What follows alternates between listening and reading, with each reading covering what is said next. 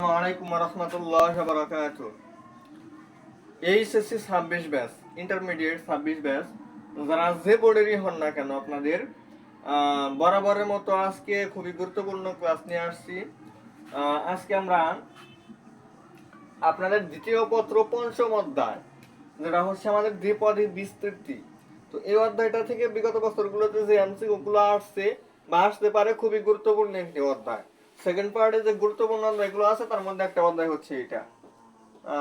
MCQ এর জন্য বা রিটেনের জন্য আপনার যেটাই বলেন, এই অধ্যায় থেকে আপনাদের প্রশ্ন অবশ্যই অবশ্যই থাকবে। সিলেবাসে যেহেতু আছে, প্রশ্ন অবশ্যই থাকবে এবং এটা আপনাদের নবম দশম শ্রেণীতেও ছিল, সো আপনারা খুব সহজে এটা পারবেন। তো এই অধ্যায়টা আমরা এখন শুরু করব।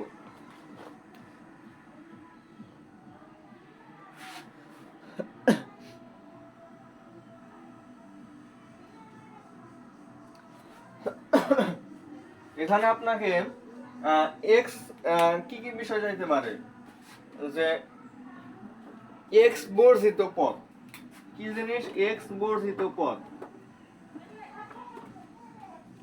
তো মনে রাখবেন যে এক্স বর্ধিত পদ কত হবে, বা এটা কততম পদ আসলে এক্স বর্ধিত পদ, সেটা আপনি অতি সহজে বের করতে পারবেন। আমাকে একটু ফলো করেন।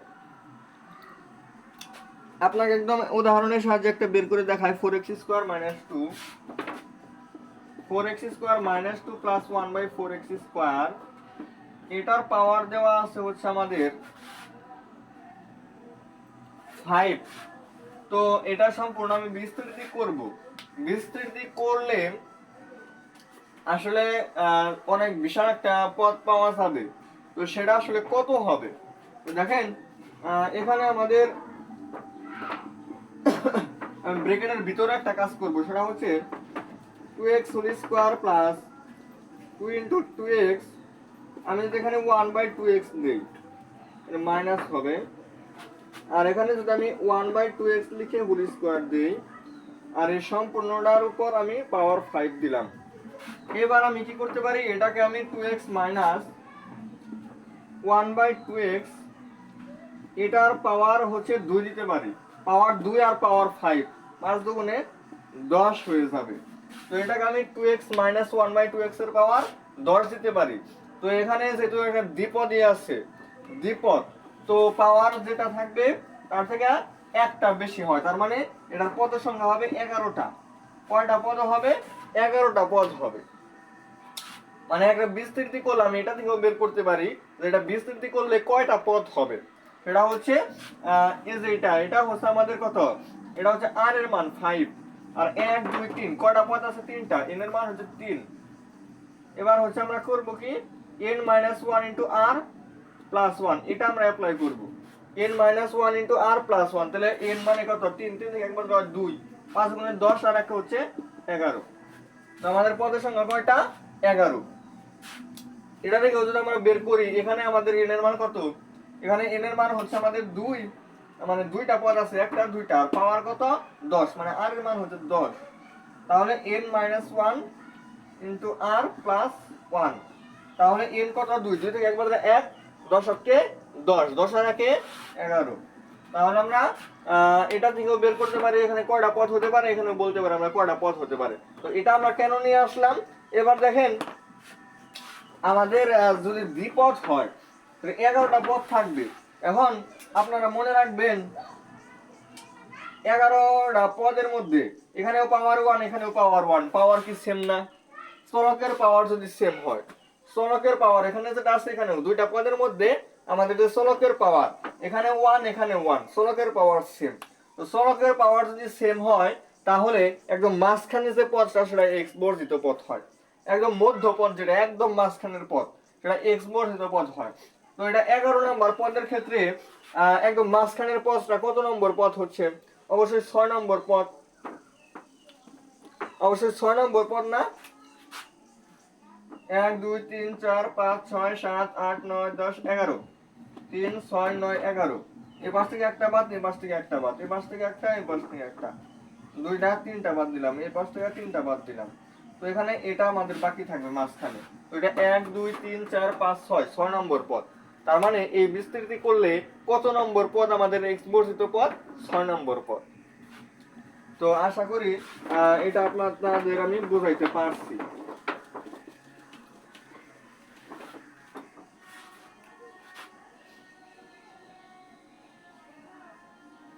এরপরে বলছে 2x plus 1/6 এ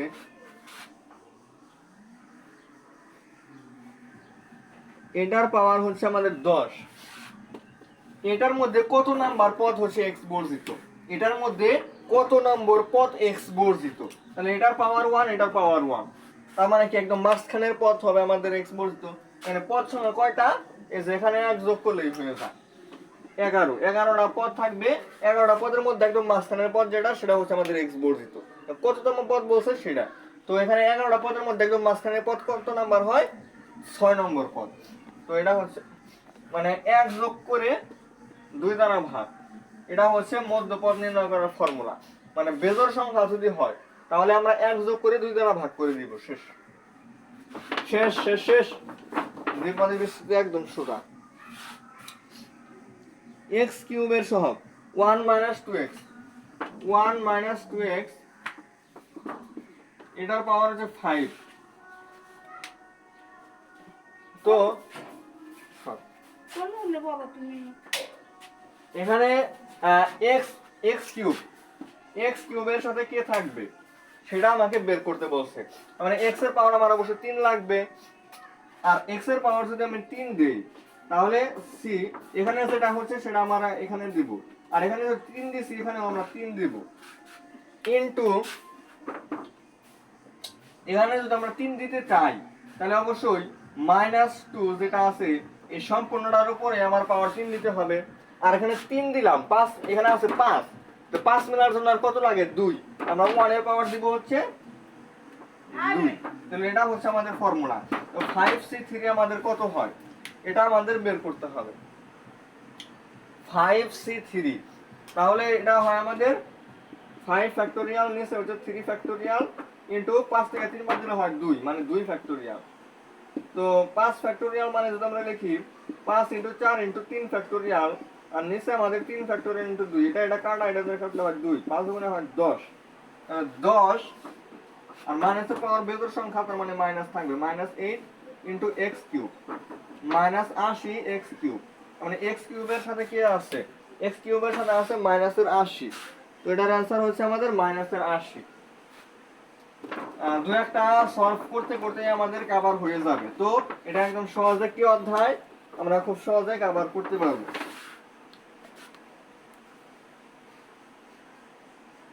প্রথম 3টা পদের সমষ্টি -x 1 + x এর পাওয়ার -1। এটা আমরা বিস্তৃতি করব। বিস্তৃতি করলে প্রথম 3টা পদের সমষ্টি কত হবে?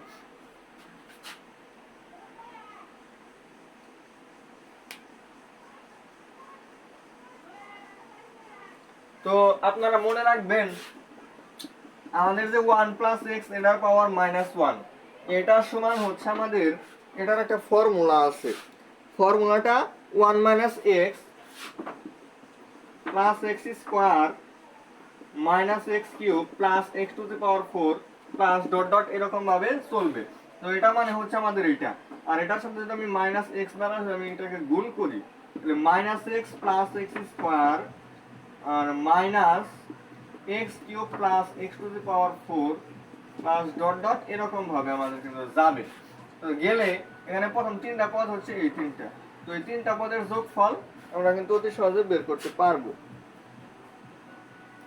3টা পদের সহগের সমষ্টি, এটা সহগ হচ্ছে -1, এটা হচ্ছে +1, এটা হচ্ছে -1। 3টা সহগ যোগ করলে আমাদের কত হয়? -1 হচ্ছে। তো প্রথম 3টা পদের যে আমাদের সহগগুলো আছে সেই সহগগুলোর সমষ্টি আসলে কত? -1। তাহলে আমরা এটা মনে রাখবো যে 1 + x এটার পাওয়ার যদি -1 হয় তাহলে আমরা এটাকে এটা লিখতে পারি, এবং এটার সাথে -x গুণ আকারে আছে। গুণ করলে প্রথম 3টা পদের যে সহগগুলো আছে সেই সহগগুলোর সমষ্টি বের করছি।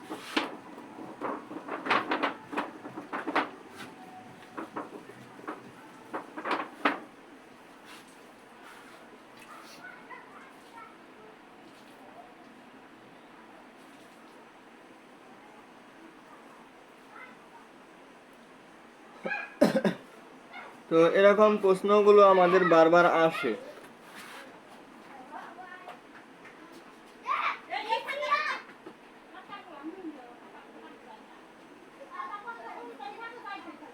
আচ্ছা, আমরা পরবর্তী টাইপে যাব।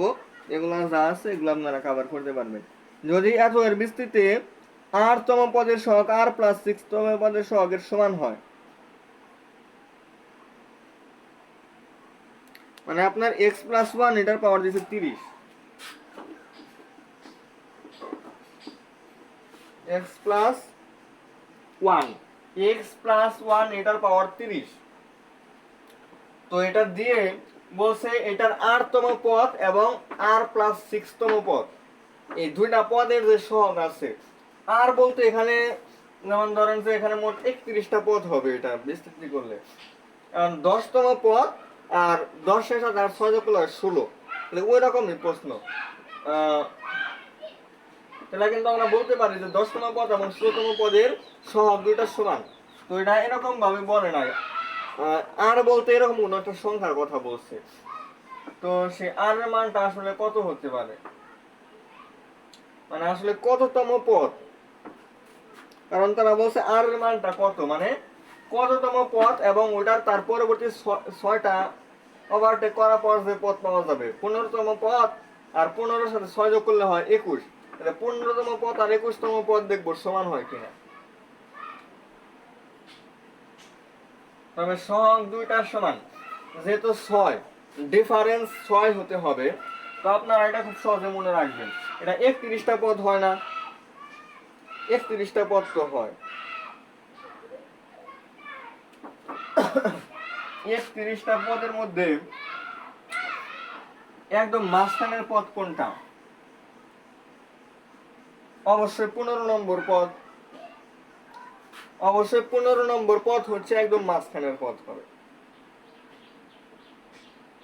কারণ এখানে যদি জোড় সংখ্যক হয়, এখানে আর কে যদি না ভাগ করলে আমরা এক্স বর্ধিত পদ পেয়ে থাকি না, এক্স বর্ধিত পদ না, এটা হচ্ছে মধ্যপদ, মধ্যপদ আমরা পেয়ে থাকবো। এবং আর মাঝখান থেকে আমরা দুই ভাগে বিভক্ত হয়ে আমরা দুই পাশ দিয়ে যদি চলতে শুরু করি, তাহলে 15 পাশে এই পাশে হচ্ছে 12 আর ওই পাশে হচ্ছে আমাদের 18, এই দুইটা পদের সহগ আমাদের কি হতে পারে? সমান হতে পারে। তার মানে আমাদের আর এর মান আমরা দিতে পারি হচ্ছে 12, আর এর মান আমরা কত দিতে পারি?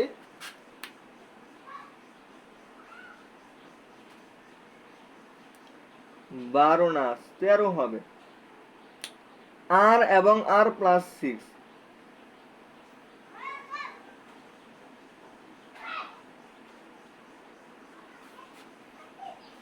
এই পাওয়ারকে এন দ্বারা প্রকাশ করে, এটা একটা ফর্মুলা হচ্ছে পাওয়ারকে এন দ্বারা প্রকাশ করে, এন এর মান হচ্ছে 30, আর আর এর মান, আর হচ্ছে কত? 2, দুইটা পদ আছে এখানে, তো আর প্লাস 6 এর সাথে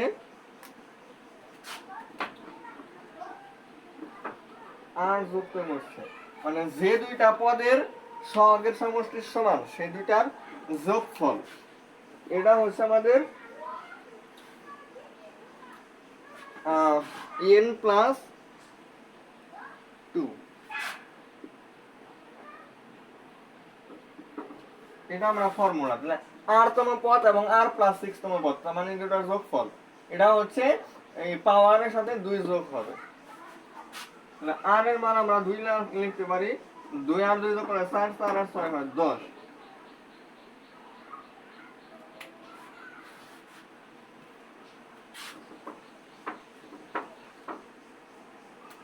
আর এর মান আমি সরাসরি বসাবো না, যদিও এখানে আর এর মান 2, কিন্তু আমি সরাসরি বসাবো না, আর এর মান আমি বের করব। 2r প্লাস 6 এটা হয় আমাদের 32, 2r এর মান হয় 26, আর এর মান আছে 13, তার মানে এটা বিস্তৃতি করলে 13 নম্বর পদ এবং 19তম পদ পরস্পর সমান হবে। এই দুইটা পদের যে সহগ, সেই দুইটা পদের সহগ সমান হবে।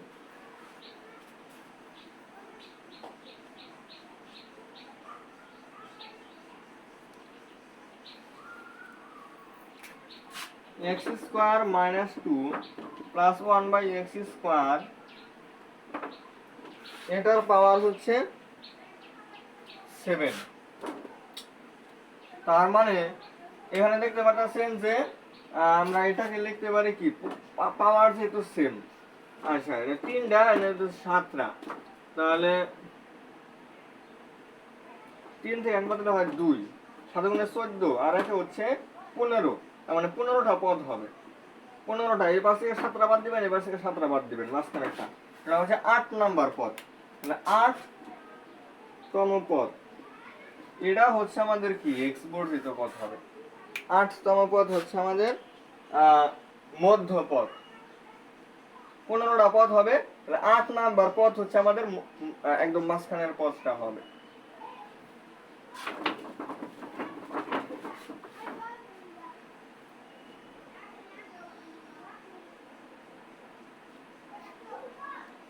ওয়ান প্লাস এক্স, এটার পাওয়ার 8। এটা বিস্তৃতি করলে আমার পদ হচ্ছে সর্বমোট 9টা পদ হবে। কিন্তু কথাটা হচ্ছে 4 নাম্বার এবং 5 নাম্বার যে দুইটা পদ আছে, 4 নাম্বার এবং 5 নাম্বার, 4 নাম্বারের জন্য হচ্ছে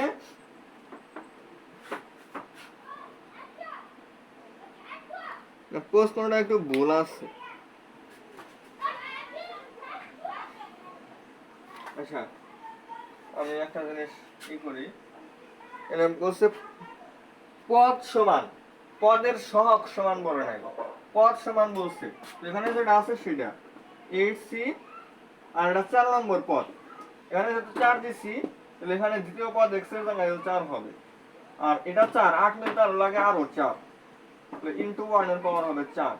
এই পদ এবং হচ্ছে 8c5, তাহলে 5 দিছি, x এর পাওয়ার 5ই হবে, ইনটু ফার্স্ট 8 মিলে তার লাগে হচ্ছে 3, 1 এর পাওয়ার হচ্ছে 3। এই দুইটা সমান। দেখেন, আমরা এটা আর এটা কাটলে এখানে একটা x দিতে পারি, আর এটা আর এটা তো ভ্যানিশ। এখন 8 factorial divided by 4 factorial into 4 factorial, এটা হচ্ছে 8 factorial divided by 3 factorial into 5 factorial, into হচ্ছে আমাদের এই পাশে থাকে হচ্ছে x। এটা কাটা, এটা কাটা, তো 3 ফ্যাক্টোরিয়াল ইনটু 5 ফ্যাক্টোরিয়াল, 5 কে লেখা যায় আবার আমাদের 5 ইনটু 4 ফ্যাক্টোরিয়াল, আর নিচে হচ্ছে 4 ফ্যাক্টোরিয়াল ইনটু 4 ফ্যাক্টোরিয়াল, এটা হচ্ছে আমাদের x এর মান। তাহলে আমাদের x কত আসছে, এটা কাটা, এটা দ্বারা কাটলে এখানে থাকবে হচ্ছে 4, 5/4, এটা হচ্ছে আমাদের x এর মান। x এর মান কত, 5/4।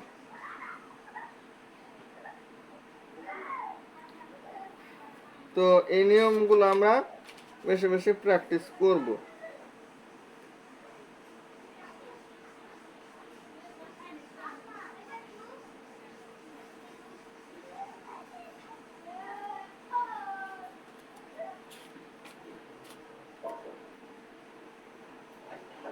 তো একদম সত্য একটি অধ্যায়।